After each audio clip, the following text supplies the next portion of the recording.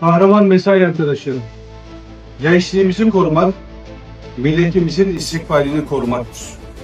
İnsanı yaşat ki devlet yaşasın anlayışıyla sürdürdüğümüz mücadelemizde uyuşturucunun kökünü kazımaya kararlıyız. Attığınız her adım gençliğimizin umudu, zehir tacirleri ise korkulu rüyasıdır.